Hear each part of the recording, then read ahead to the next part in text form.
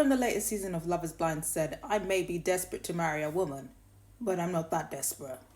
And with that, he broke it off with Annie before the wedding. People have been saying that Nick is DL, but even DL men have standards for their lavender marriages. Nick was looking for a submissive wife that was going to shut up and not question his integrity. He's looking for somebody that he can control and manipulate easily. And that just wasn't happening with Annie. She was too unstable. She was too unpredictable. She wasn't the type of woman that he could trust to see his private tabs and look the other way.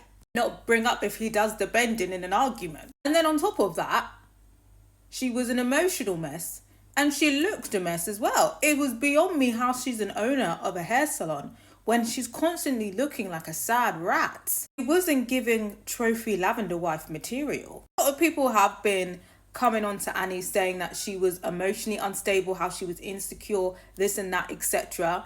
I don't think those things are not true, but what I will say is that her intuition was absolutely right about Nick's intentions. He wasn't in love with her. The fact that she did love him more than he loved her, because he didn't love her at all. He was a love bomber, he was manipulative. Like I said, the people on the cast don't like him for a reason, because something ain't right with him. But my thing is, Annie has been going back and forth with Nick about how she feels like he doesn't really love her, right? Or he doesn't love her as much as she loves him.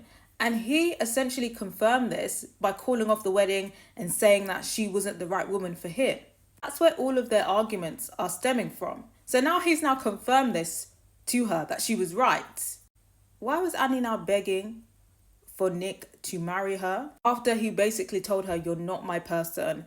I don't see you as the mother of my children," etc., etc. She's just basically like, "I'm going to be a good wife. Let's just get married. You can't say no to me." She actually said, "No, I'm refusing your no." She said, "Absolutely not. We actually are getting married." And he was like, "Absolutely not. We aren't." Started crying. She thought the tears were going to work. It ain't going to work. And she can't even dangle a pussy in front of him, because that ain't going to do it. And that was the end of Nick and Annie. And yeah, Annie fumbled. The begging was absolutely ridiculous. I don't know whether it's because she really wants to be married and she's that desperate, or whether she just felt like she doesn't want to be embarrassed, right? She's probably bragged to all of her friends, "I'm going to get married, I'm going to be a hot commodity," all to get dumped like a week before her supposed wedding. It's giving she was begging to save face, because I don't even feel like she was really heartbroken like that. She kept saying, "I can't believe you would do this to me," but like, I didn't actually feel like she was heartbroken. I feel like she was upset that she wasn't going to get married. But who knows, maybe she'll call up Brendan and do a quickie marriage if she's that desperate.